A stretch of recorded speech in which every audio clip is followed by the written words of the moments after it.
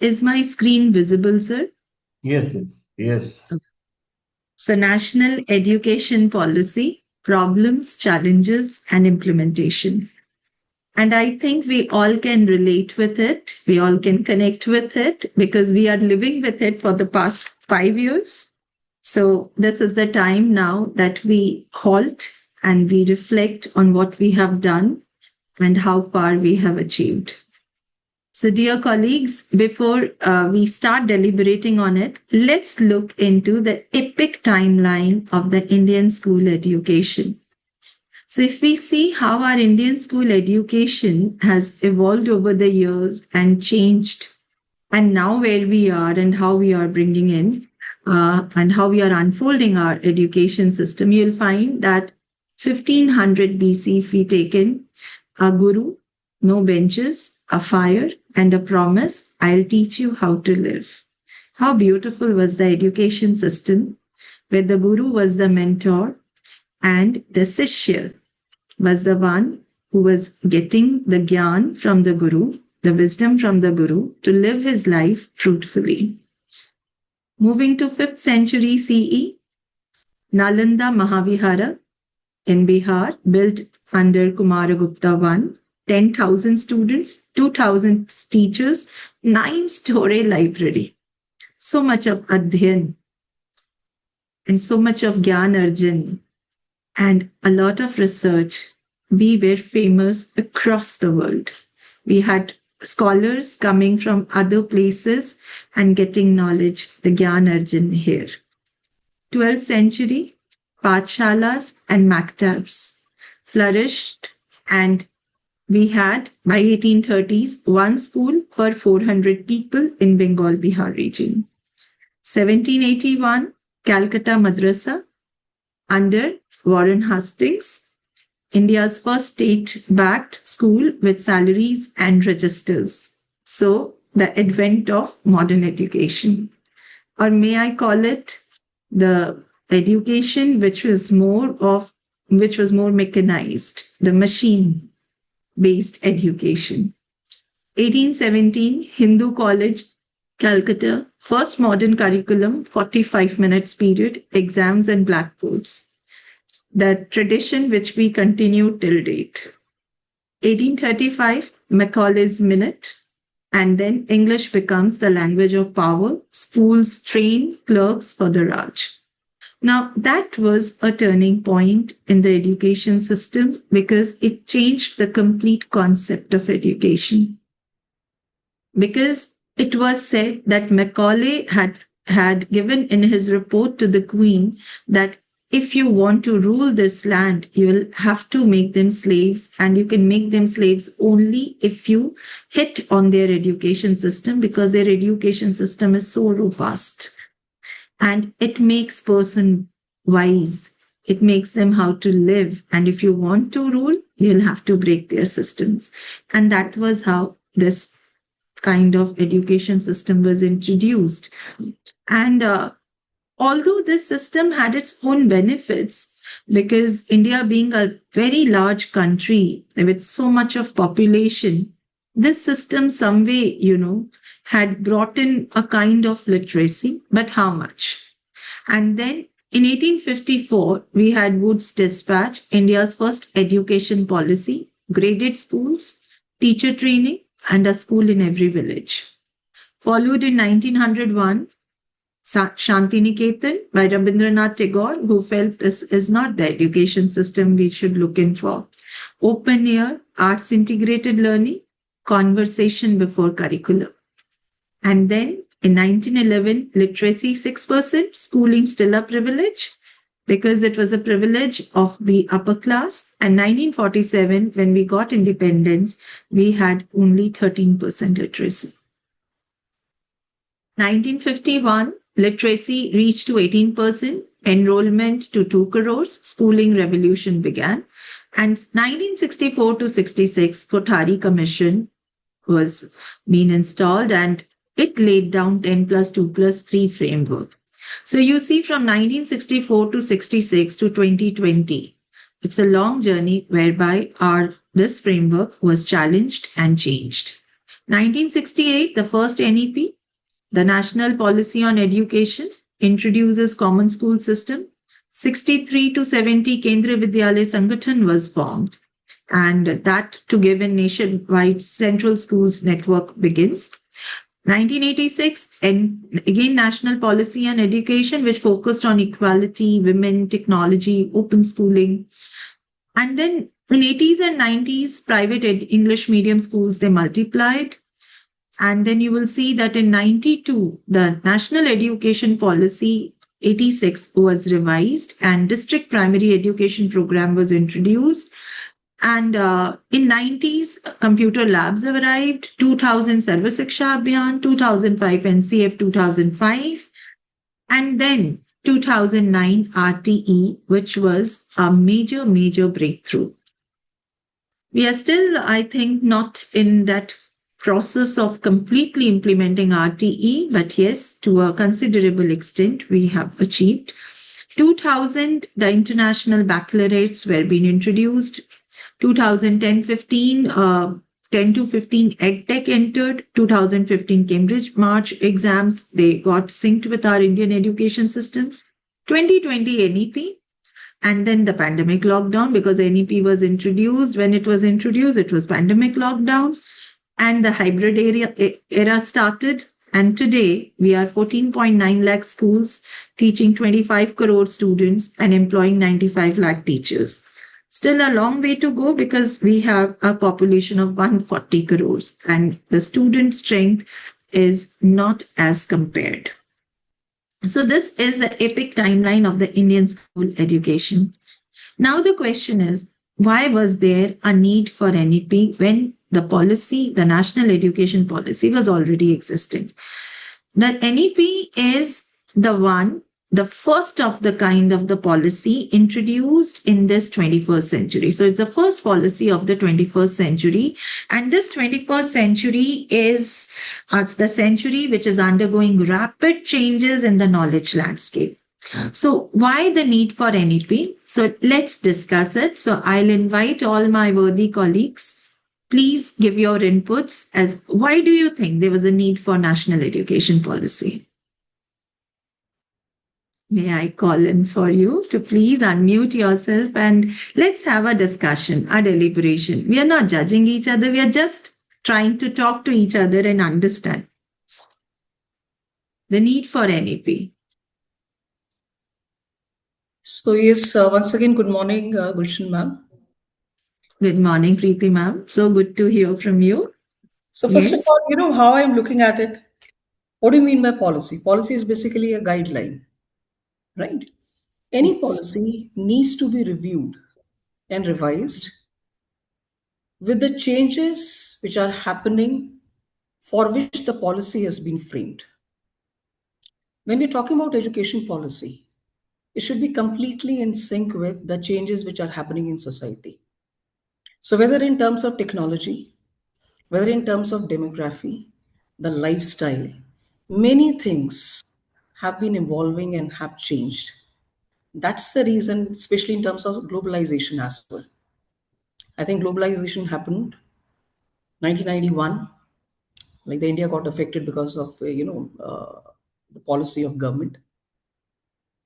So because of globalization, because of technological advancement, evolving pattern of families, nuclear families, different job scenario, and finally, considering all these changes, what contribution India should make in terms of education, in terms of the kind of people that India would be generating, would be producing. Considering all this, the policy was required to be reviewed. This is how I look at the things.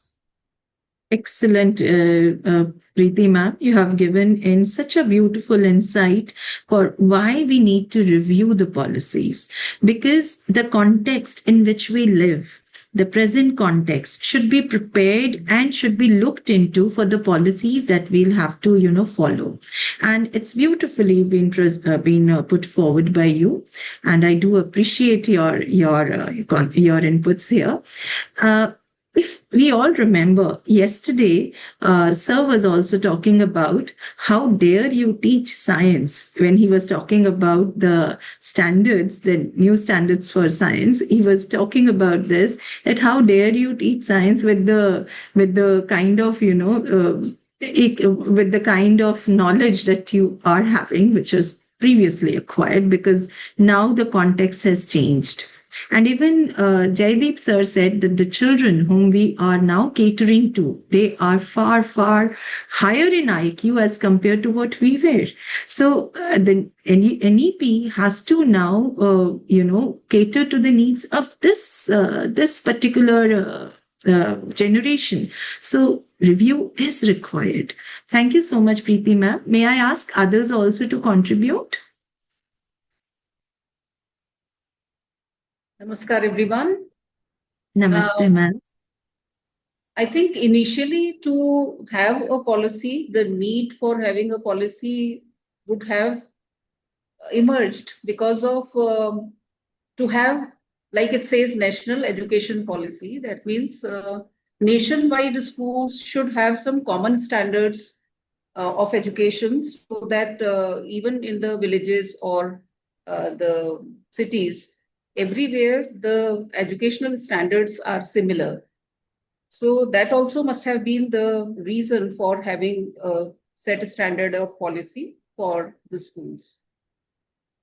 Thank you, Ajayshri ma'am. Very interesting insight herein, that we need standardization. We need that education system should confer to the needs of all the children alike. It should not be discriminating on the ones who are privileged or the ones who are not. So we need parity in education system.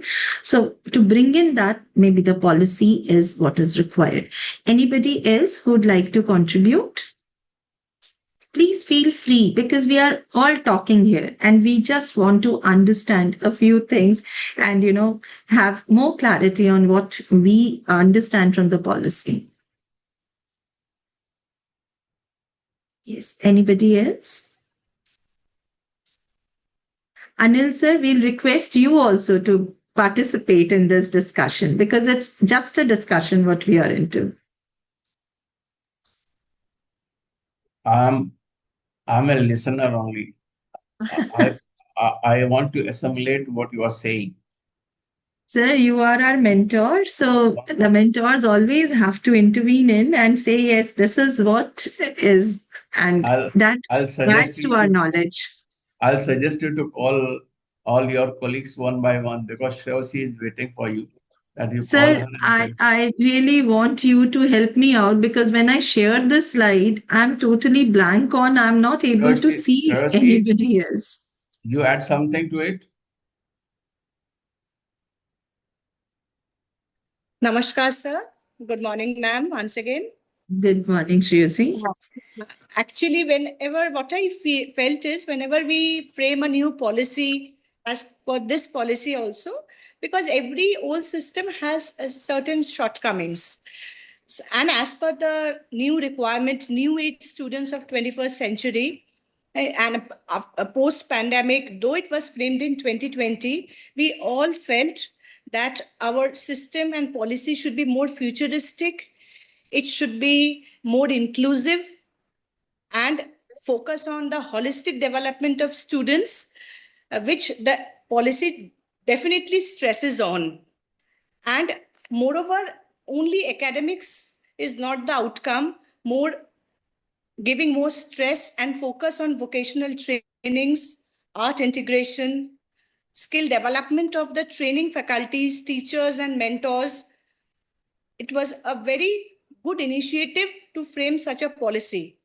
Then only we can meet, as was told by yesterday's mentors also. How can we teach with yesterday's thoughts to tomorrow's students with our own old process?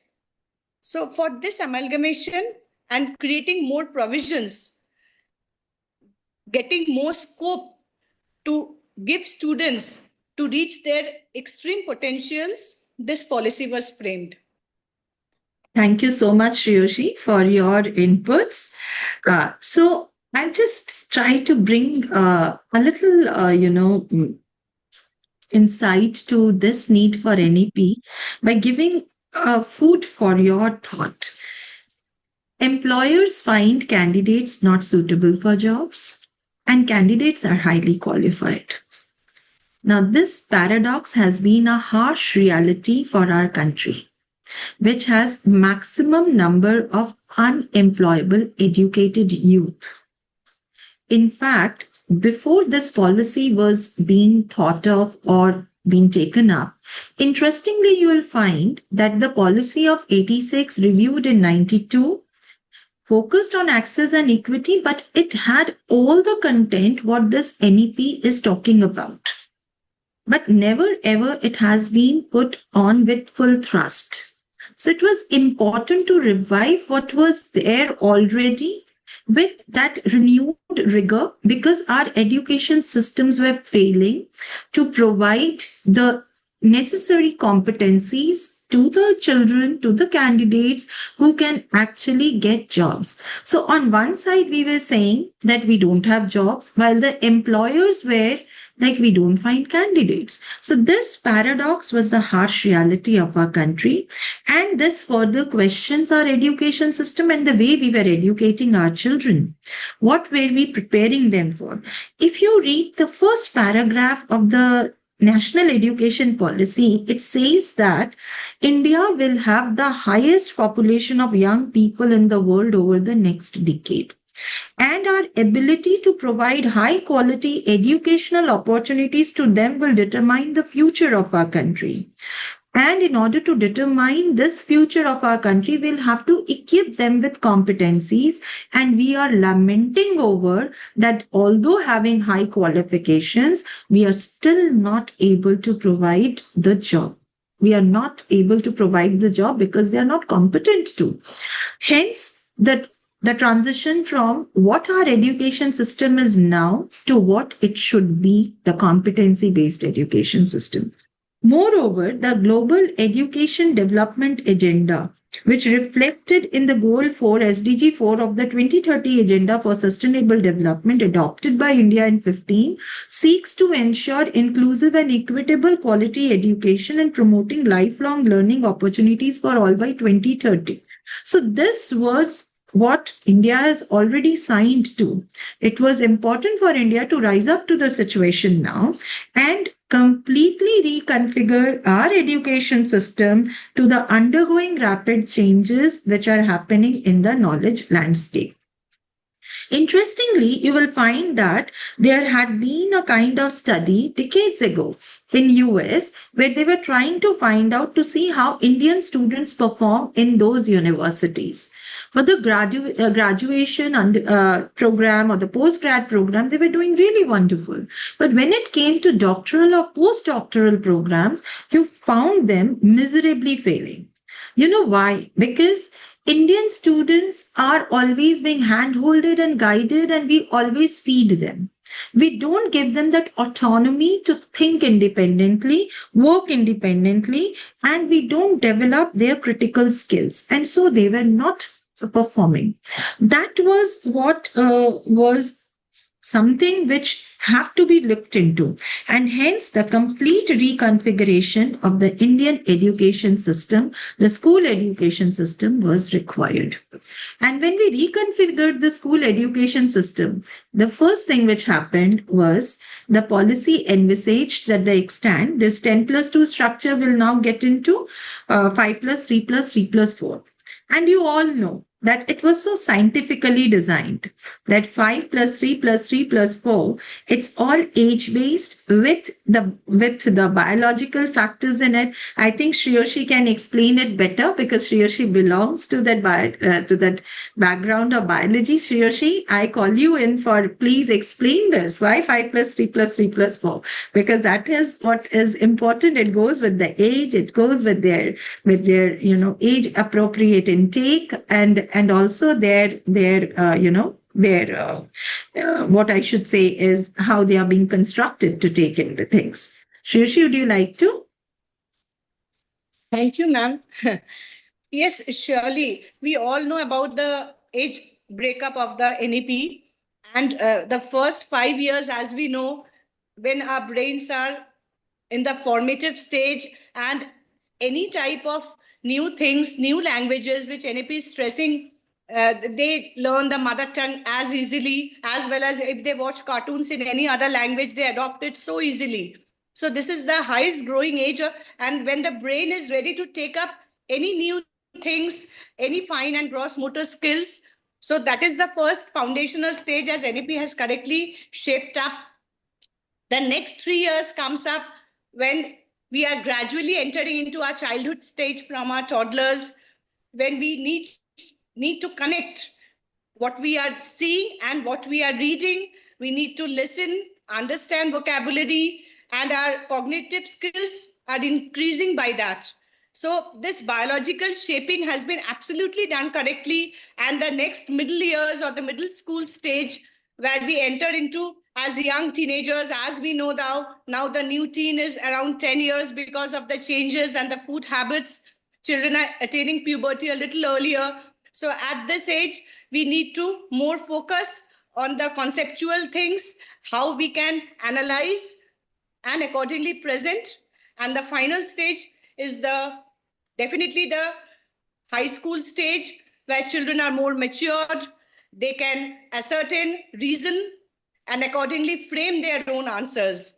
So yes, Kulshan ma'am, as per the biological brain and the age, physical endurance, the age bracket is rightly divided by the policymakers.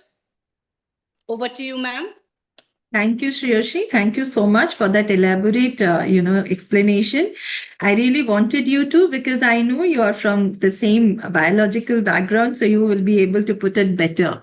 In fact, if you look into this, it's all on cognition, how the cognitive levels work, how the psychomotor domain works, how the affective domain works. And you'll find that what Shreyashi has even is stated, that this biological makeup and the cognition levels are being distributed in a way whereby this entire structuring, the pedagogical structuring, has been reimagined.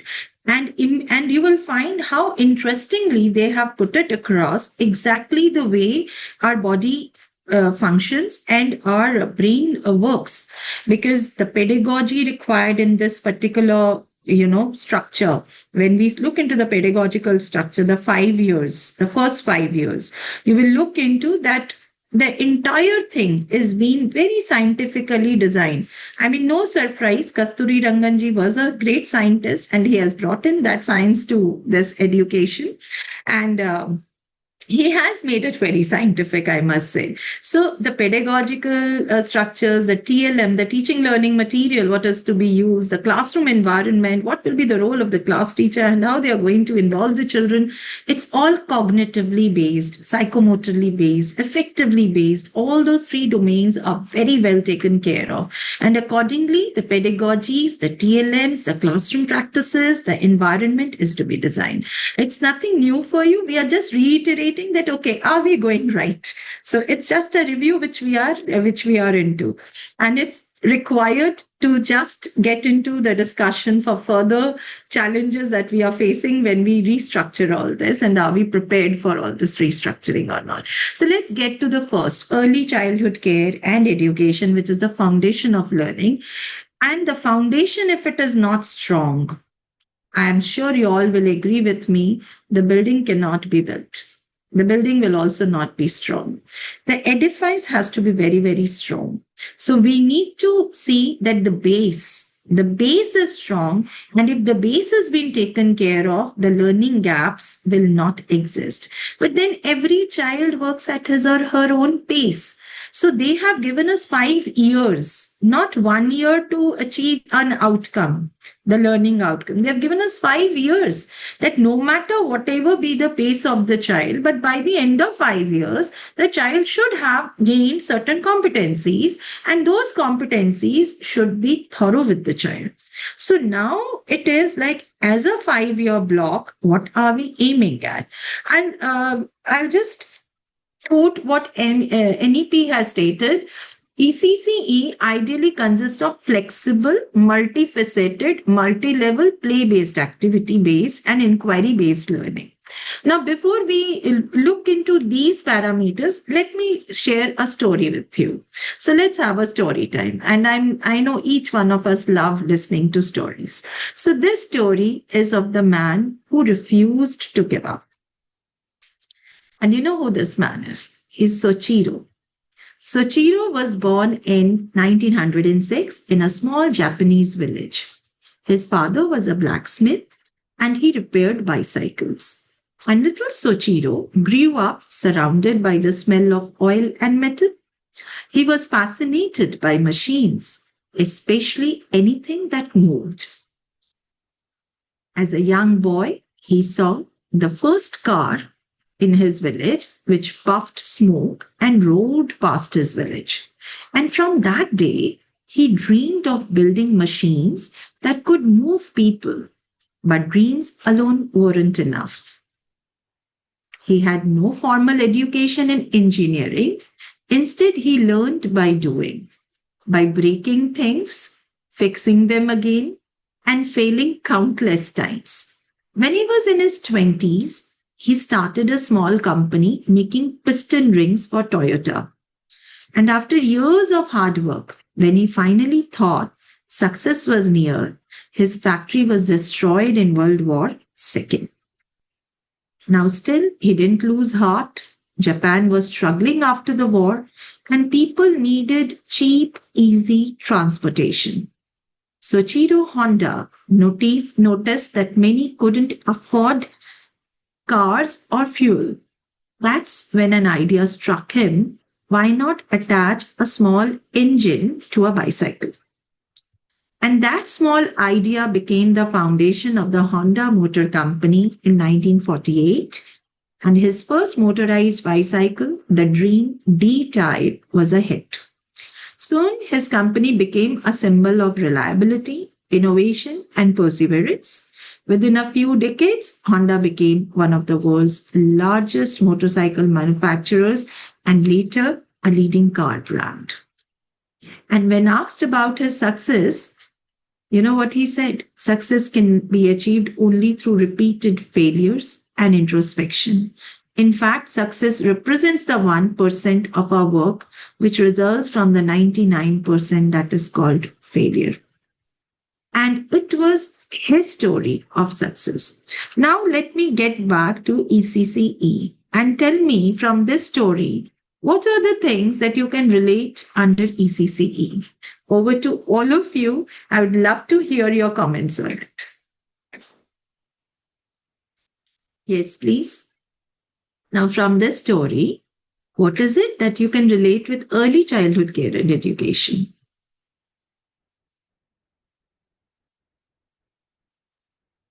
I request all. Anil sir, I'm not able to see any of my colleagues here because the screen is being shared. So if you can help me take their names and ask them that they can share their thoughts. Gulshan ma, Yes, I Pritima. would like to highlight on one aspect, and that is disposition. Okay. The way we look at our lives, right? Okay. So, because this title of the story is the person who did not give up, or the man who did not give up, isn't it? Yes. It Yes. all depends upon the attitude we have in our life. So, in Right. the initial years, the Hmm. way we are introducing the world to the child is developing the attitude towards himself or herself, towards other, and towards life and towards the world. Yes. Right. So, I would like to emphasize only on one aspect. Attitude. Okay. Thank you so much. And so, attitude, developing right kind of attitude in early ages of the child, how important it is. And are we able to drive home those things in our foundation years? Are we working on attitude, building attitudes? It's a question which we need to really deliberate on. That how are we bringing it in our education systems? How consciously we are working to build in right frame of mind, right kind of attitude, allowing the children to fail and not judging or commenting or labeling them. Because if a child, even in this early years, if they are not able to perform, we just look into their schools and we start labeling them. This child is not able to, not able to. And that negativity, that negative spiral goes with him till the end of his schooling years. So we will have to really think on this. Thank you, Preeti ma'am. Others also, if you can just bring in more.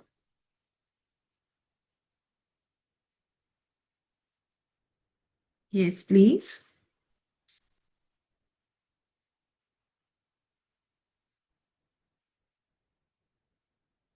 May I request others? Okay. Did you feel that in this story, the child was a great observer? Yes. There was a curiosity in him, Hmm. Right. isn't it? So, inquiry based learning, when we say under ECCE, how do we develop inquiry based learning? How do we make our children curious? He did not have formal knowledge, but how did he learn? He used to break the things, make the things, break the things, make the things. So, what was that? What was that? Again, Nowadays, we call that tinkering. yes, you call that tinkering, and people and to promote STEM education, they are saying that make maker spaces in your school where the children can, break and make and learn in the entire process. Don't you think that should come under early childhood care only? Isn't it? Yes. So inquiry based learning, and that learning is by wondering what you see around. So, can we do something in early childhood care that we make the child learn from the environment around, right? Through outdoor visits, outdoor plays, indoor plays. And, when we say it has to be flexible, multifaceted, multi level, now play based, activity based, inquiry based, are we going to create something which is like different? No, we are not going to create something which is different from, but then what is existing with us? Jadui Pitara under ECCE is so much promoted and promoted in a big way. But what is it all about if you see? It's all about our day to day things, all clubbed together, something which will arouse curiosity, something which will make them think, something which will, they will learn by doing or doing by learning. What is it? Yesterday, even Jeraman sir said learning by doing or doing by learning. In fact, both are very dangerous. But then, yes, if we can take both together and then build in, it will definitely help our children develop the required capacities. Good behavior, courtesy, ethics, personal and public cleanliness. You see, all what is mentioned here. How are we going to take it up? Now, these are our problems and challenges. So, with this, let's move to the problems and challenges which we face under ECCE. I'll take up a few key areas: foundation literacy and numeracy. Now, foundation literacy and numeracy, it is said that we should have achieved by 25, although we are still in that process. I'm not just talking about pan India, what is happening. Let's talk about in the context of our schools. Have we able to achieve foundation literacy and numeracy by class third? If I talk about my school, I have not.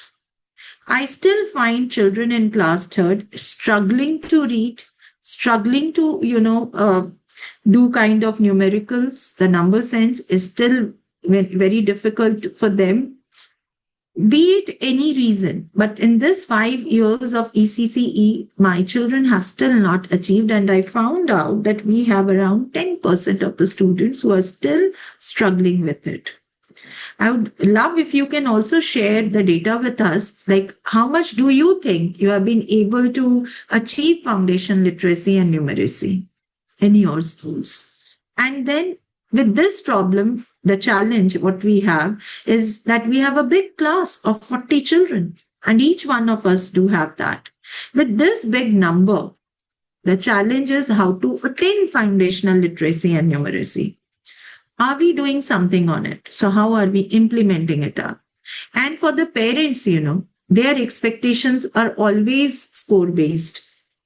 While CBSE asks us, or NEP rather, is asking us to look at the child as a whole in terms of various competencies.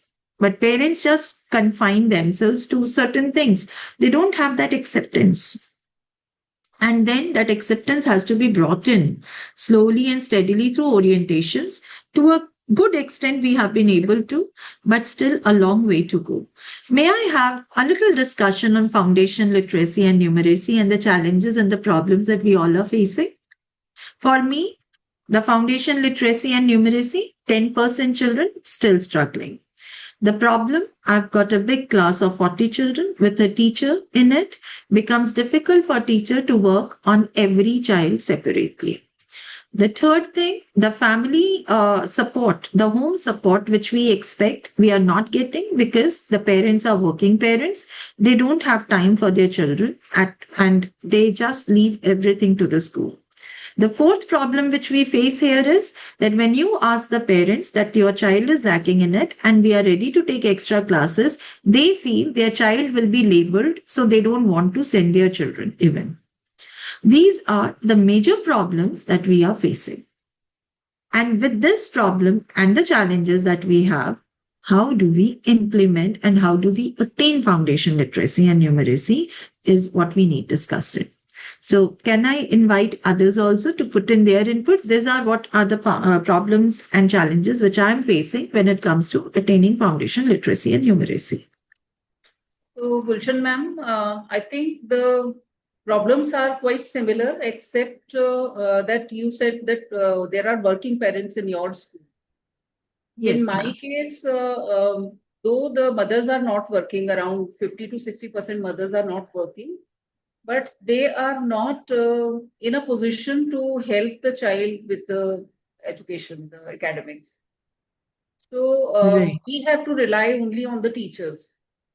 Now, some of the students in class 1 under RT, when they are coming, they have not taken any formal education so far. So in class 1, when the other children have read for 3 consecutive years and then they have reached to class 1, but then there are certain students, though the number is quite less, around every year it would be just one student. But even for that, we have to take care of that child also. So we have to start right from the scratch, A, B, C, D, or whatever the holding of the pencil and all those things which they learn in pre-classes like nursery, LKG, and UKG. That also has to be taught to them in class 1. You're right. And so the parental support is quite less in our case. And Right, ma'am. then we do hold some extra classes for these kind of children in the zero period, but that is not sufficient for them. Yes, that's So, not enough because for yeah, 3 years you have to, you have to cover the yes. backlog of 3 years. Even for the That's true. ones, yeah, even for the ones those who are with us in class KG till UKG and they are lacking, they are not up to that level. Even for them, the time which we give for the extra classes remains less. That is That's not true. sufficient. That's very true. And if you look into the learning outcomes, what we need to achieve, they are very ambitious. Yes, yes, Right. And those ambitious outcomes, if we have to achieve, we should also have the time as well as, the resources. Even if we arrange for the resources, we need support. And all these are problems with us, the challenges before us. The problem is attaining foundational literacy and numeracy, but challenges are many. And the entire burden falls with our teachers. And are our teachers equipped to?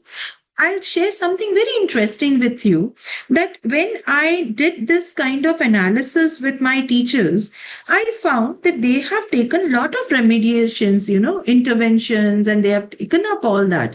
Despite the interventions, we are not able to get the results. And what did struck me was that we were only landing up into intervention gallimaufries. That is, we do the thing, but that doesn't have any impact. And why that is not having an impact? Because those things are not yielding results because they are not scientifically diagnosed. It's like this: I am having a pain in my stomach due to inflammation in liver, and I am taking my acid, the medicine which is antacid. Right. Now, antacid is not going to give me a relief. The same thing is happening with our education system. We are providing interventions and remediations, but we are landing up getting no results because we are not targeting interventions in a focused manner to the problem in hand. And that is because our teachers are not at all equipped with the research orientations, that where they have to actually, give the remedy. So those diagnostics are not very clear. Even if you try to provide them the diagnostics, they still mess up with. So training the teachers for understanding the analytics and then providing remediation is again a very big challenge. I would love to hear from Swapna also. Swapna, if you can also bring in some input of yours here. Swapna? Yes, ma'am. Yes, ma'am. I'm there. Yes, Swapna. Ma'am, sorry, ma'am. I could not hear because I'm somewhere in a program. Oh, so sorry, Swapna. Are you okay to share, or is it like it's more of engagement, then we can skip it? Yes, ma'am. Yes, ma'am. It's more of engagement, ma'am. Okay, no issues. So, foundation literacy and numeracy is a big challenge before us. And how now? What is that we need to implement? What should be our implementation processes so that we are able to achieve it? That we will take up a little later in my presentation. Let me first discuss the problems, challenges, and the key areas. Holistic development of learner. With a class of 40, how are you going to ensure the holistic development of learners, where every child's uniqueness is being celebrated, where every child is being keenly observed for all the activities, and at the same time, you are going to bring in innovation in assessments, and that innovation in assessments are to be utilized for filling in your holistic progress card, and your holistic progress card has to be a 360-degree assessment whereby you are to involve parents, you are to involve, the community, you are to involve the peers, you are to involve the teachers, the child himself, everybody in it. And then the curriculum, pedagogy, and assessment as ECC has structured it. And all this requires what? A change in mindset, which is a challenge for us. The acceptance by the stakeholders, which is again a challenge, although mitigated to a certain extent. Are we prepared for it? Do we have the expertise? And what's the functionality of it? Because whatever we do, it should not end into a gallimaufry. It should have practical impact. It should be pragmatic. I was wondering the way Sir Jayaraman has, explained the usability of the knowledge that we give. Knowledge has to be usable.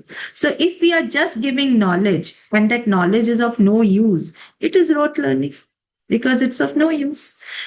But if we want to make it usable, we'll have to, face all these challenges and prepare ourselves for it.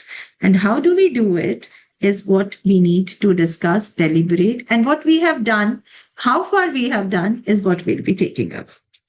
So moving to from the foundation to the other, other levels, the restructuring of school curriculum and pedagogy in a new 5+3+3+4 design. So here you have the foundational stage, which we were discussing, that in the foundational stage, the curricular structure focuses on physical development, socio-emotional, ethical development, cognitive development, language and literacy development, and aesthetic and cultural development. On the pedagogy, they say should be play-based, should focus on the nurturing, caring relationship between teacher and children, development of foundational capacities in literacy and numeracy, whole class instruction balanced with time when they work on their own, and the teaching learning material, which consists of textbooks, concrete materials like toys, puzzles, and manipulatives, as in Jadui Pitara, a lot of physical exploration, as we were relating with the story of Sochiro, and assessment has to be observation based, while classroom arrangement must not restrict movement. And same teacher would engage in all the domains. With all this, are we really prepared for? And how much we have done in these 5 years? How much have we done in these 5 years? In these 5 years, if I talk about my school, we have worked step by step. We did not go in together with everything, just being jolted on because it was difficult. Because the thing was, it was a time to reflect that is it that whatever we are doing was all without any purpose before the implementation of NEP? Or what we were doing, we had some best practices which were in sync with NEP. I'm sure we all must have done that reflection and we must have identified our best practices which goes with this particular, requirements. So may I ask you, what did you find in your systems which was very good and you are still continuing with it because it was in sync with NEP even prior to the implementation of NEP? May I ask you all to please interact and give in your inputs? It has to be a deliberation, a discussion with all.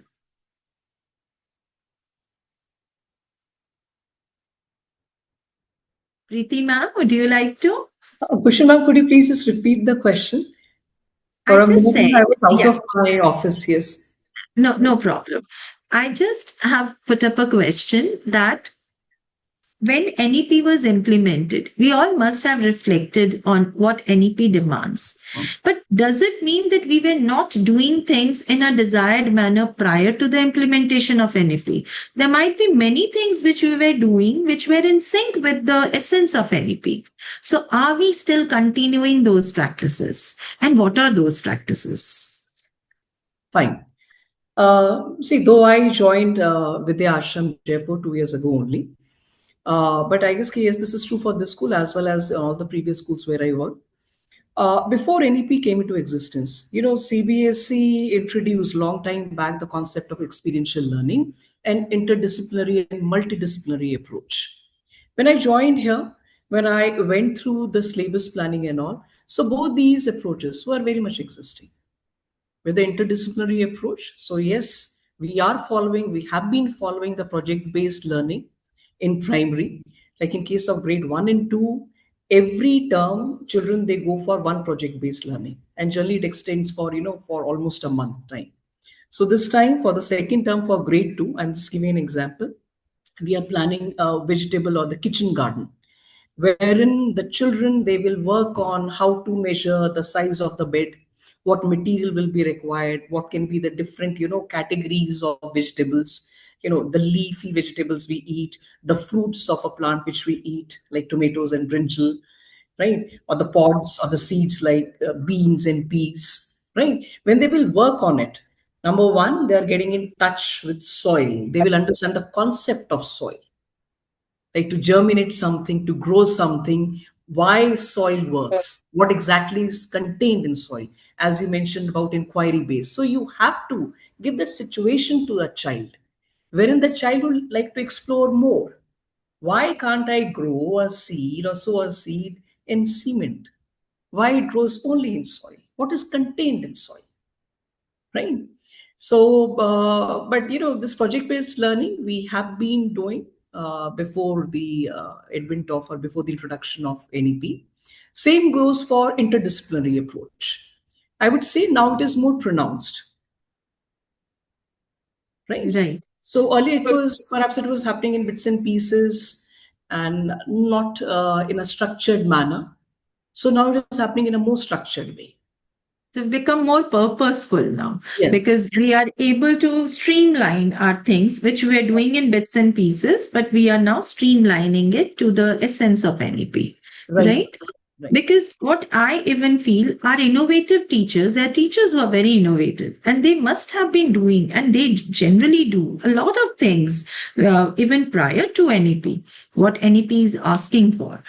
And it was just required to, kind of streamline and give them the confidence that, you see, don't get overwhelmed. We are already doing a lot of things. What we need to do is to be more purposeful in our approach and to be more mindful of what we are doing, isn't it? Yes. Yes. So, anybody else who would like to share?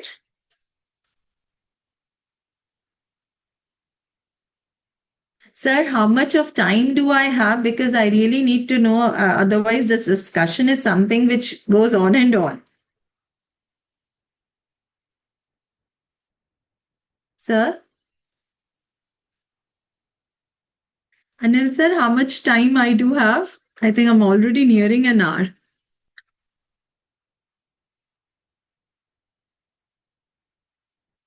Anil sir? Bhushan ma'am, you carry on. We are enjoying it. Okay. So as of now, the time is 11:25. We started around, so I think 10:35 or so. Yes. So now, when we go to the, when we move to the preparatory stage, you will see that for the prep stage are again the kind of curricular structure we are looking in is that the subjects are introduced: languages, mathematics, arts, physical education, and the world around us. The world around us is an interdisciplinary area, and aspects of work in vocational education are also incorporated, and the preparation is focused on capacities and dispositions in this particular stage. What are the challenges that we are facing? Because when the child moves from foundation to prep, the first challenge is that the child is moving from the mother teacher to the class teacher concept. I don't know about other schools, but yes, in my school, they are moving from mother teacher to class teacher concept. So, as such, the first thing is adjustment and adaptability to that kind of setup. So, they have that. Secondly, the play based method is now becoming, more kind of concretized to activity based and discovery based. Classroom lectures and discussions, classroom activities, some proportion of the self paced individual work, some amount of homework. And their TLM is also textbooks. They are playing a bigger role. Variety of children's literature to complement the language textbooks. Materials and manipulatives, they continue. On the world around us, we rely on experiential learning, and the content needs to be within the familiar contexts of the students. Here also the assessment becomes a little more concretized. Besides observations of students' activity, worksheet and short formal written evaluations, the periodic summative assessment to supplement the formative assessments are introduced. Here again there is a challenge, because when they get that summative assessment, they are not in a habit of writing for long hours. So they give up. They say, we don't want to write. And even if they know the things, they don't want to. So these are the challenges, and the classroom here has to balance between a formal environment and movement and exploration, which they were getting free in the foundational stage. Now, with this, again, different teachers teaching them, evaluating them, and how the concept based education has to be brought in. It's a big challenge. Again, are our teachers prepared to be that innovative? Again, are our classrooms accommodating enough? Because with 40 children, the problem still remains the same. And this is a major problem in implementing anything which requires closer observations and closer hand holding. So these are the problems which we face generally in the preparatory stage. When it comes to the middle stage, now we become a little more absolute with our curricular structure, with languages, mathematics, arts, physical education, sciences, social sciences, and vocational education, and conventions and protocols, methods of inquiry of each form of understanding are also introduced. Pedagogy is now a balance of direct instruction and opportunities for exploration, inquiry, focus on concept development, and emphasis is not on accumulating more facts but on becoming fluent in the methods of inquiry. And this is where I see that we are not achieving to the extent that we have to. We don't give that autonomy in education to the children to build up their own learning. It's still, the conventional methods, no matter how much you train your teachers for, but getting back to the conventional methods is easier for them when they get back to it. I'll give you a simple example, maybe for prep stage. When we teach coastal plains to the children, we can put up a question that, say, X or Y lives near the river bank.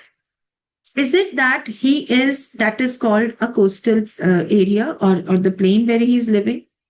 Let the child think that why living near the river banks is not equated to the coastal plains.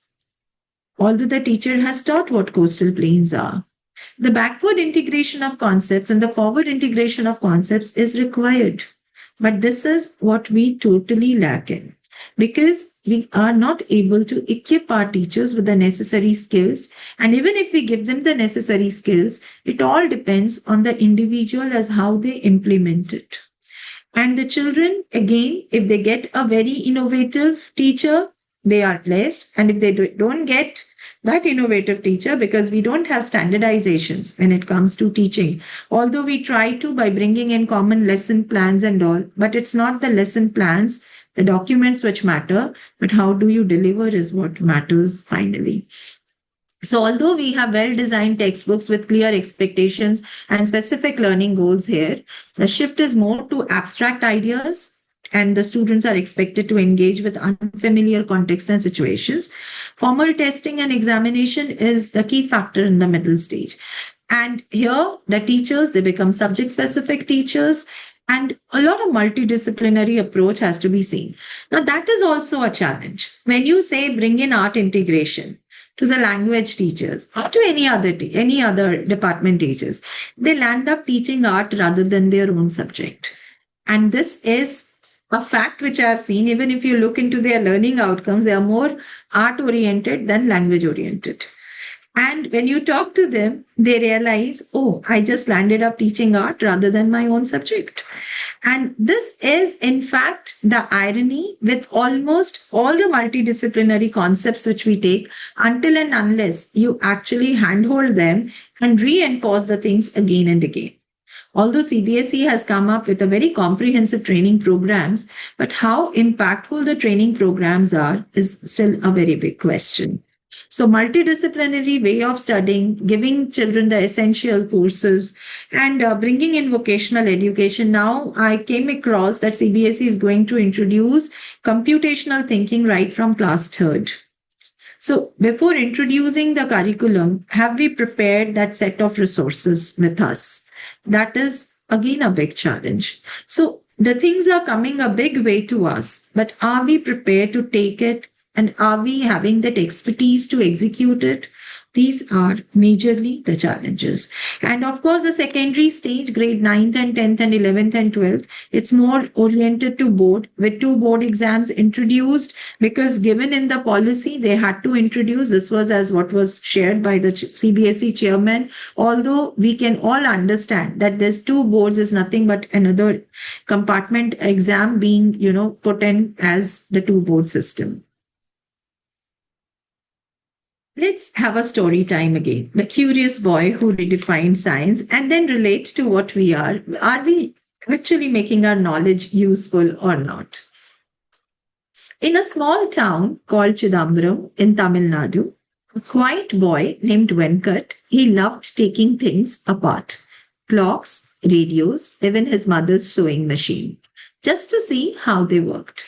His parents and teachers both encouraged his curiosity. He wasn't a topper. In fact, during his school days, no one thought he would ever do anything remarkable. But he was deeply curious, and that spark never faded. After finishing his degree in physics from Baroda, he faced rejection after rejection while applying abroad. Eventually, he made it to the US, where he shifted fields entirely from physics to biology because he wanted to explore how life itself worked. And that shift wasn't easy. Imagine starting from scratch in a new subject at the age of 30, surrounded by people who are younger and faster. But Ramakrishnan had something stronger than talent, and that was grit. He spent decades studying one of the smallest and most complex structures of life, the ribosomes, and that part of our cells that makes protein, ribosome. The work was slow, frustrating, and filled with failures, yet he persisted. And finally, after years of quiet research and relentless effort, his work revealed how ribosomes function at an atomic level, a discovery so monumental that it earned him the Nobel Prize in Chemistry. And this is his story. Now, you see, in this context, if I talk about what NEP is wanting us to do, is this allowing the child to be curious and ask questions in the class, allowing them to be, let us support them to be curious. But do we do that in the class? If a child asks questions, the children are being snubbed and suppressed at times because and there's no fault of teachers. You can't say that because they have to cover their syllabus. And the class period is only of 40 minutes. With 40 children, you cannot even give 1 minute to a child. These are the harsh ground realities. And with all that, the key areas and the problems and challenges that we face are competency-based education, both the curriculum and the pedagogy, competency-based assessments, curricular integration of essential subjects, skills, and capacities, skill education, no hard separation, support for talented and gifted students, standard setting, and accreditation for school education. And the problem and challenges that we are facing in this particular area is again of mindset, which is so very difficult to change, the acceptance, the preparedness, the expertise, functionality, and documentation. Because now we are being asked to document so much. And as I was sharing, I know documents are important because they are evidence of what you are doing. But there's a lot of duplication and an overwhelming trend of documenting everything that the delivery is very weak.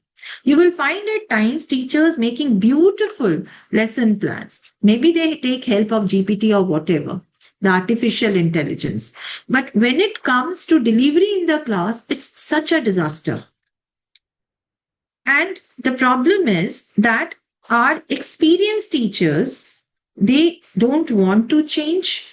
And the new teachers, they don't have the capacities at all.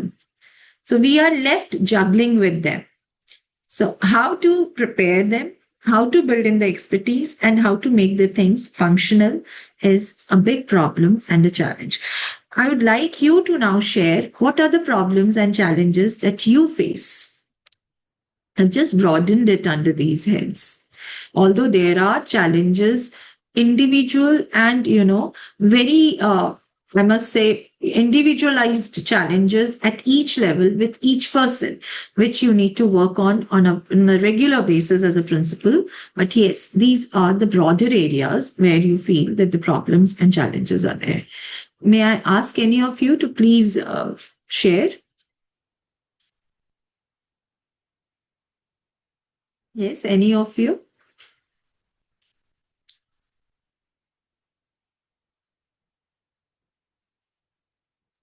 Gulshan Ma, Preeti again.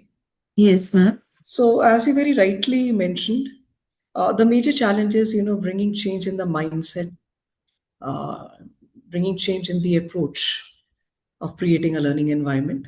So, here my biggest challenge is actually this can be resolved or this can be addressed by having a constant, continuous dialogues, meetings with teachers. It's not about standalone training programs or attending maybe seminars and all, right? If I talk about the timetable which I have for a week, all 6 days working, right, from 8 to 2. I don't have time, or even teachers, my team, my colleagues, they don't have time to sit together and discuss. Fine. So this is one major challenge. Should we introduce stay back? Right. I would like to understand from other principals how exactly they are ensuring, like time, a good time, and ample time for holding conversation and discussion. Because, besides simply reading this document or attending the best of the seminars or training programs, eventually the efficacy or the effectiveness of implementation lies in what conversation and what we are learning, from each other as a team. That's very true. What I am, what we have deliberated till now is the key areas, the problems and challenges. And definitely, we are going to together discuss the solutions also and how we have implemented it so that we learn from each other the best of everyone. And let the best go to the children. When we bring in the best of everyone, we create a repository of best practices. And these best practices, when taken in one's own context, right, when it gets contextualized, it will definitely yield very good results and it will benefit the community as a whole. So we will be definitely taking it up in the next slide when we will be talking about implementation as how to fix in the time for reinforcements, for conversations, for discussions, for building up some good communities, right? Fine. Yes. Thank you so much for your inputs. Anybody else? Ajishri ma'am, would you like to? So, in fact, ma'am, similar challenges we are also facing. And yesterday, me and Preeti ma'am were discussing about it as to should we have the staybacks for the teachers or how to manage this dialogue, which Dr. Jayaraman was also saying. Dr. Jaydeep, rather, he was saying that we should have dialogue amongst each other. So that is the major challenge. And of course, the mindset, change of mindset is also a challenge for the teachers, those who are working from quite some time and with that. Yeah, So, definitely. And very true. That's what I was sharing. The ones who are experienced, they don't want to change, and the ones who are new, they don't know how to change. They don't know anything. absolutely. And we are trapped in between how to, balance between the two because you're not getting the right kind of teachers even because the knowledge, the practices, because the institutes, the B.Ed institutes are not equipping them with anything. And the kind of trainings we are getting, from CBSE or from other places, it's just like plugging the things, but how much is it impactful? That's more important to see. They have those sessions. I mean, I've seen teachers having beautiful sessions of critical thinking, creativity. But when you ask them, how did you implement in the class? Because you already had a session on this, you will not find any answer. And that has actually not been implemented. So what's the fun of having trainings? Isn't it? So external trainings or silos are really not working. I mean, this is my observation. Maybe you may have a different observation. Similar here as well, ma'am. The implementation part is very, very less. A few teachers, very handful of teachers, they are making use, and that too not to the full capacity as it should have been. That's because, even if you don't train them, still they will do it. There are few who will do it even if not trained, but there are ones who will get trained and they will not do anything. It's just a kind of like, okay, we have to cover our 50 hours. So that passion, how do we bring in that passion? And then they feel overburdened. And it's the fact.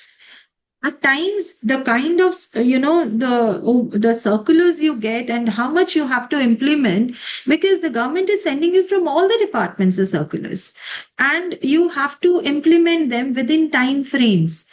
And within that time frames, if you have to implement, it becomes overwhelming because it's again a few teachers who will take it up and the few who will not.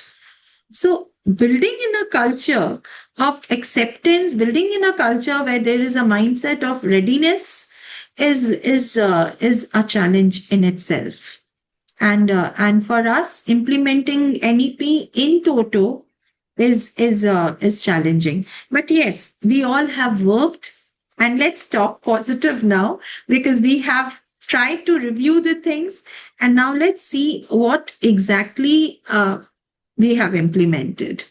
So, coming to the problems, and first of all, how to build in expertise, the acceptance and building of expertise. The first thing which I did in my school when NEP and NCF were introduced was create a kind of group discussion. I mean, we divided the teachers in groups as per their blocks, means as per the pedagogical structuring. And we made them sit in their classrooms during examination days, because during examination days, the load is little less. So in the first few days of examination, they don't have evaluation work also. So we gave them a few chapters and we told them that you'll have to give the presentation. And we selected the teachers who never come up. Not that the ones who are always very vocal, because the ones who are very vocal will definitely, be able to present. But the ones who never come up, they were being asked to give the presentation. And that presentation was not a technological PPT. It was that a group discussion. You have read the chapter, you have to bring the essence of the group, and I gave them the questions to answer just 1 hour prior to the group discussion, so that they just don't prepare only the questions. So they were being asked that you will have to give the answers of the questions that will be asked, and the entire staff will sit and listen, because we may not, everybody is not able to read all the chapters, but at least they will be able to read the portions and they will learn from each other. So that was what I did for awareness and for building in the awareness. So once they read it, a little confidence was built in. Okay, this is what I'm already doing, and this is how I can take it further. So little confidence helps build a culture. Then it's reinforcements and follow-ups. Those reinforcements and follow-ups are what we plan through our department meetings. That is, every department has a department meeting, which is there in the timetable. And during that timetable, in that timetable, a period is allocated to them for the entire department. And the department meetings, they are expected to discuss whatever they have to bring in. The concepts, the pedagogies, the new initiatives they have to discuss in their department meetings. So that is how they can have conversations, they can share their best practices, and they can even share their common problems and challenges. So that's one way which we do. We have put it in the timetable itself, so that during that period all the teachers of that department are free and the department head can sit and discuss. In-house trainings and orientations is what we want to focus on. That is what we have focused on instead of just external. So in-house trainings and orientations are when the teachers, they help each other more. They share their things, they present their things, and that is what will lead to more of hand-holding. Instead of just having, them participate in the workshops or seminars, although they have to, but then they bring in that expertise in their in-house trainings. Discussions and deliberations at all levels. We try to, as far as we can, our Saturdays, we have given a 1 hour early off to our children. So that 1 hour we have in hand, whereby the teachers can complete their pendencies or they can even have their discussions and deliberations. And we also have introduced one more thing in our school, that is the research orientation. That is, if your child is not able to perform, just don't come up with the result, but come up with where he is not performing, why he is not performing. Go a little deeper and then find out strategies and work out. So this is how we are building a little expertise and trying to bring in a lot of conversation. May I even ask you people to contribute it as how you do it? Because changing of mindset, acceptance, preparedness, and building in the expertise, the functionality is how we do it in this manner. And we have brought in this. Yes, any of you? So, ma'am, we also had in-house trainings where the teachers had presented these topics of NEP to each other, and I mean to the entire staff. And I just wanted to ask, how often are you having the faculty meetings, which you said Ma'am, you have allocated some period? once in a week. Once in a week. We Yes, are having it once. fortnightly, ma'am. You can have fortnightly if you want to give them a considerable time. We have one weekly because we are only having a 40-minute period for it. We keep it 1 hour where they Yes. discuss about it. Yeah. So your fortnightly meetings are good enough. You can even, support it by online kind of discussions Yes. or online forums you can make. But we avoid online because we just don't want any staybacks for our teachers. Uh, we feel that we need to bring in this professional and personal harmony. Otherwise, what happens if you just load them? I mean, more of load will rather lead to a decline in performance. So it's better that we keep them a little easy. So we don't ask them for staybacks. We have weekly this 35 minutes, 40 minutes period where they can come together, discuss together. And on Saturdays, that 1 hour is there. So that depends on whether they want to complete their pendencies or they want to discuss or deliberate on certain things.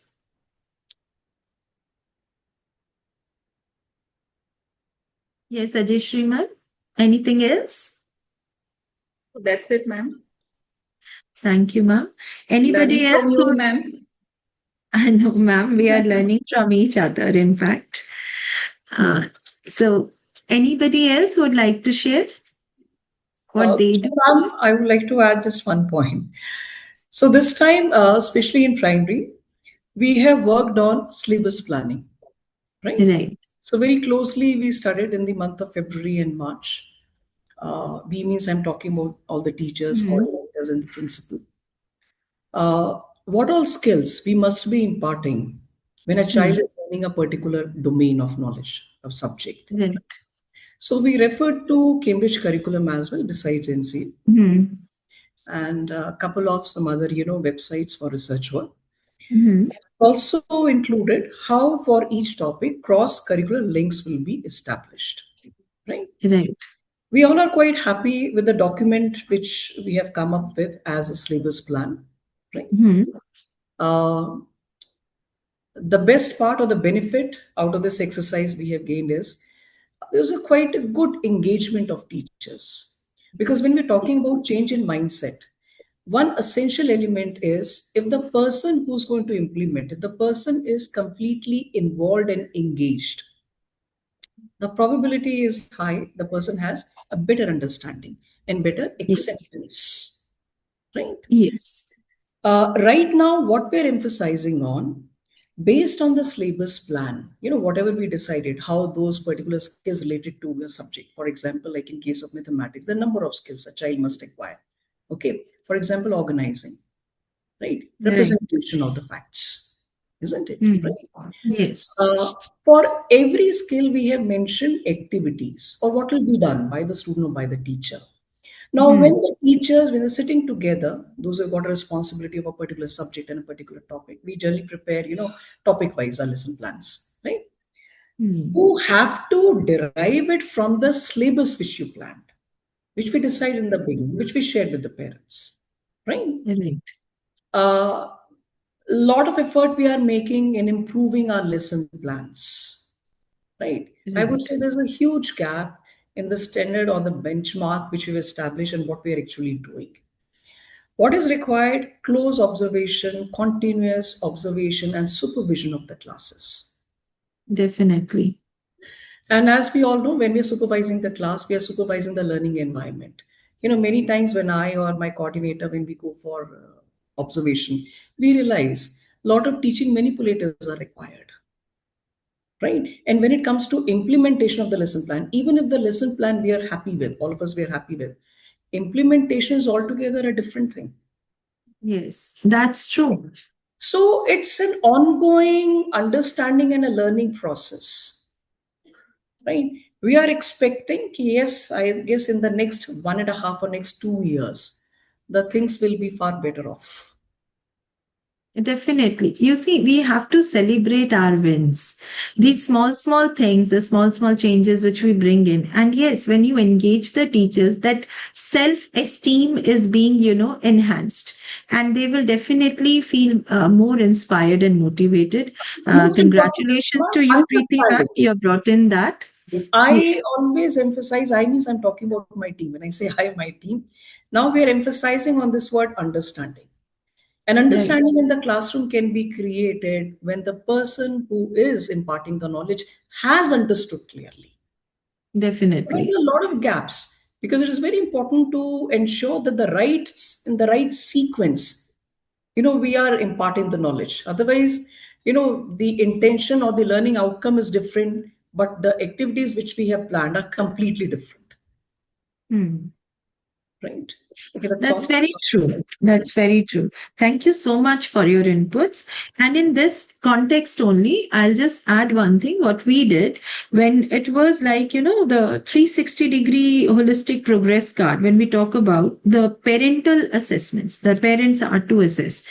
Now, parents, they don't take up that kind of, interest to assess the children. So what we did, I'll share with you, we introduced certain new programs and initiatives. We brought in the concept of academic carnival and synergy, whereby the parents have come and the child has demonstrated his learning to the parent. And the parent, on the basis of what his child has demonstrated, actually, assessed on certain rubrics. Similarly, when we have field trips for these young children, we send an assessment form to the parents asking a few relevant questions to just see whether your child have acquired a particular concept or have not acquired a particular concept. Therein what happens, that the parents, they get engaged in a very objective kind of assessment, and that helps us fill in our HPC more objectively. So this academic carnivals, this synergy events or special theme based assemblies, they are an integral part of our early childhood care and education. Similarly, when it comes to honing skills, we have our clubs which are skill based clubs, both in terms of, multi kind of multi skilling as well as sports skills. So we don't have clubs which are like based on just games but sports skills clubs, and collaborating with local experts, building student communities, because building up a student community is important.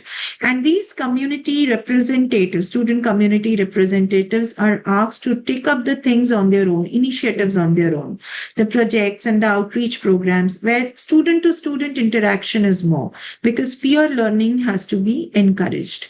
Similarly, we have brought in innovative pedagogies in the classroom, not very consistent, yes, but at least once in a month in your lesson, you will have to build in an innovative pedagogy. Because as I have shared with you, what happens, you bring in art integration, they'll end up doing artwork rather than their own subject. And this is the fact. And when you discuss with them, then they realize, oh, I just left out my subject and I have landed up only doing the poster making. But I did not focus on the language skills used in poster making. Similarly, our assessments, innovative assessments are required, which we have introduced, as I have told you, certain kind of assessments whereby the class responses are important or portfolio building is important, which each one of us might be doing. Integration of technology through microcapsules is again, which the teachers can use. Peer mentoring, student tutoring is where we have tried to build in a teach back method as a pedagogy in the classrooms. The field visits, the learning tours, which gives them first hand exposure to learn from the environment. And of course, the school health and wellness programs, which are to be taken a big way by each one of us, because at the end of the day, it's the health and wellness of the staff and the students, which is important, because if that gets affected, everything gets affected. So these are certain, I mean, because I'm running short of time, otherwise I would have dwelt deeper into each one of them and would have loved to listen from you. What is that you do differently, and what is that you bring in as a part of implementation of NEP in your schools? So any of you, a very quick, two, three important points, your best practices, what is that you do?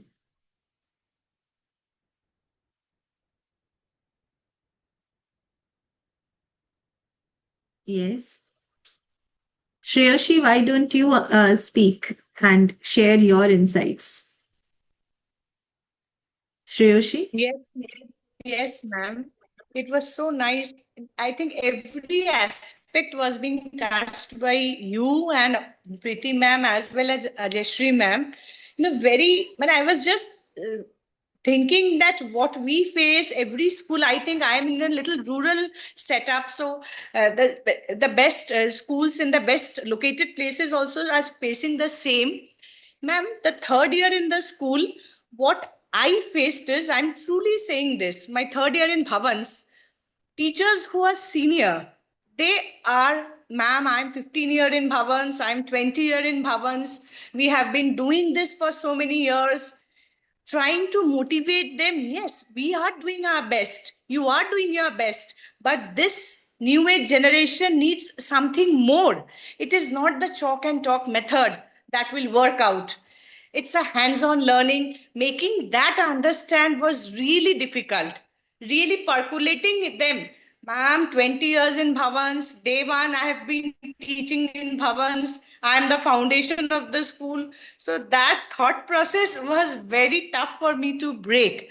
And when I talk about new age teachers, ma'am, it's I will not only blame the BEd, the teachers of new age, when they're trying to bring anything new also, no, they face certain hindrances from the senior teachers also. I'm telling Yes, my experience that's with you. true. That's true. And Resistance is always there. um, a teacher is bringing some beautiful teaching aids or activity based. You are तो very तुम तो ज्यादा ही कुछ कर रही हो, and that she faces teasing and bullying in the staff rooms. So this is the That's true. part. And secondly, ma'am, when the first generation learner, तुम तो ज्यादा ही कुछ impress करने की कोशिश कर रही हो principal को, and the teacher is embarrassed in the staff room, she is deserted alone. Hmm. And I tell you one thing, whether it's CPD by CBSE or in-house training sessions, ma'am, they do not have the patience of 6 hours to sit and listen to the capacity building programs. That's We true. tell our students are having less patience. We tell our students are not having the focus. Even we teachers, we educators are lacking that focus. So this is the biggest challenge, that we have to leave the conventional method. Yes, there are certain things in the conventional method which is very much applicable, but we have to just restructure it. And while implementing, writing these lesson plans are beautifully portrayed with designs and activities, but real life implementation, not all blame to teachers also, ma'am.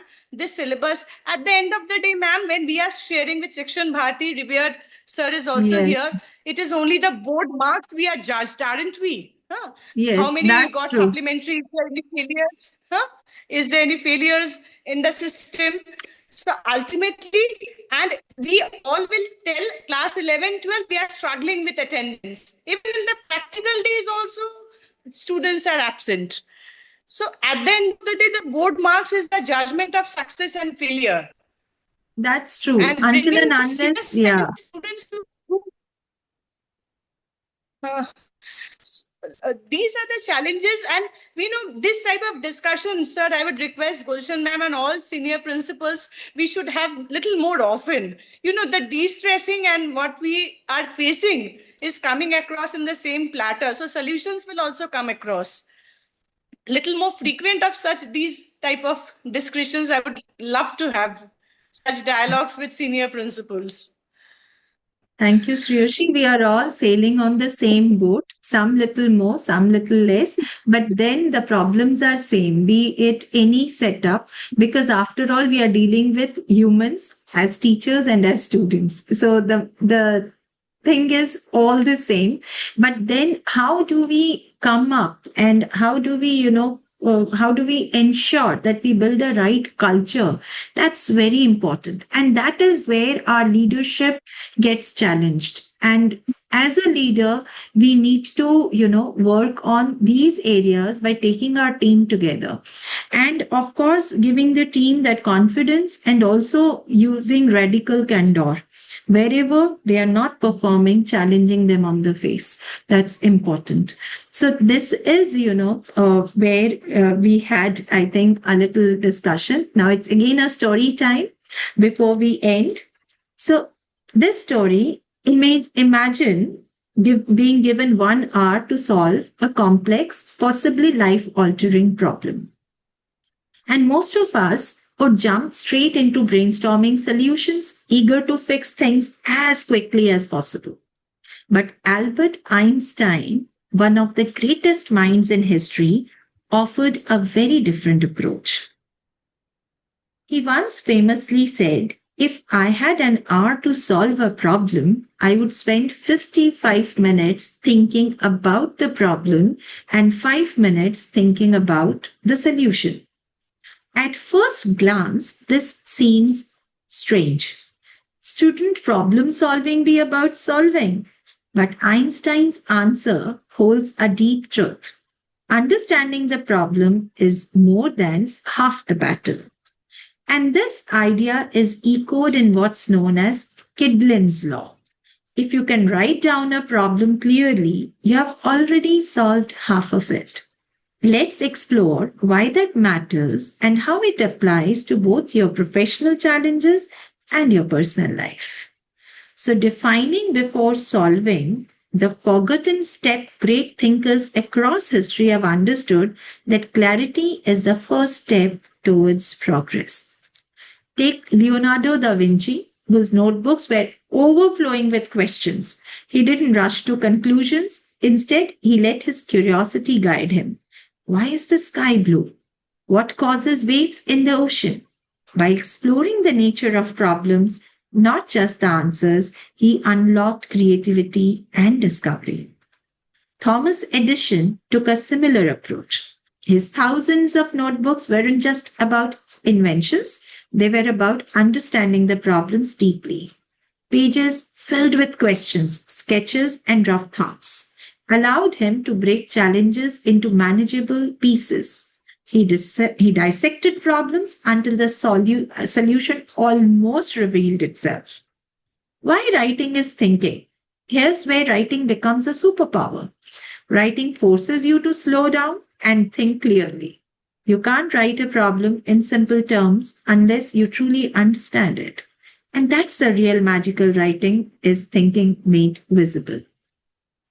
So in a professional setting, this means breaking complex issues into smaller parts, identifying the real bottlenecks, spotting patterns, leverage points and misalignments, crafting solutions that are elegant, not just efficient.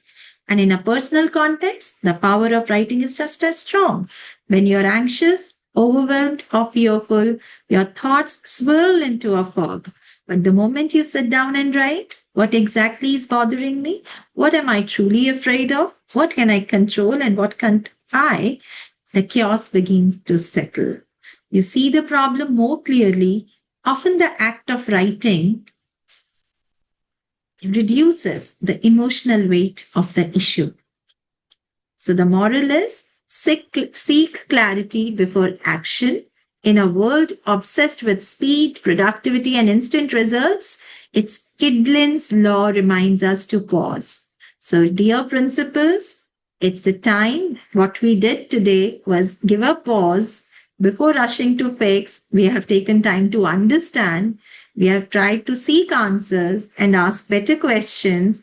And before taking action, define the problem with clarity. Because when we are writing down a problem clearly, we are already solving half of it. So today, whatever problems, challenges we have discussed, we have actually deliberated deep.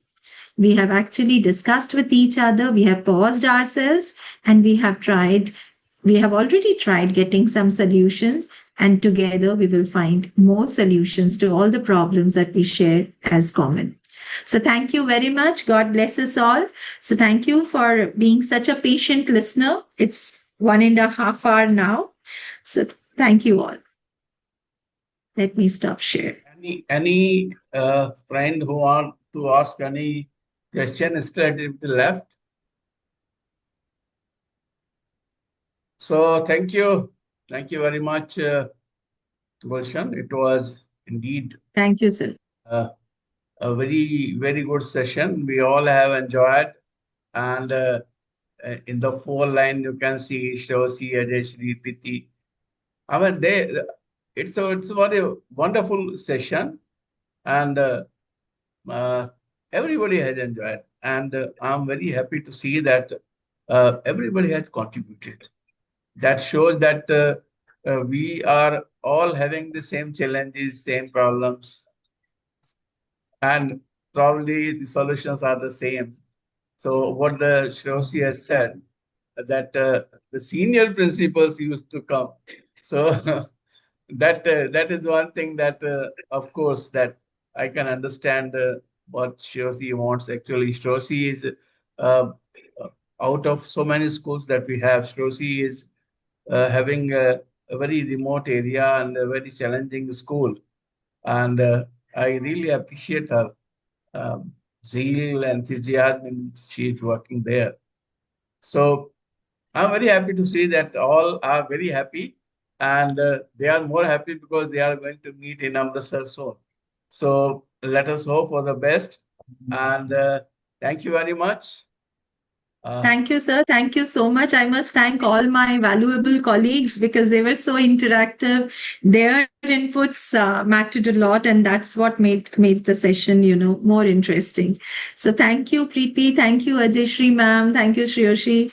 Thank you all for your instant kind of support which you gave. Thank you. Thank you Many, so much. many Thank you, thanks, sir. ma'am. Indeed, it was a wonderful session. Thank you. And Thank thank you, Sharma sir. thank you Thank very you. Thank you, much. sir. Thank you. Namaskar.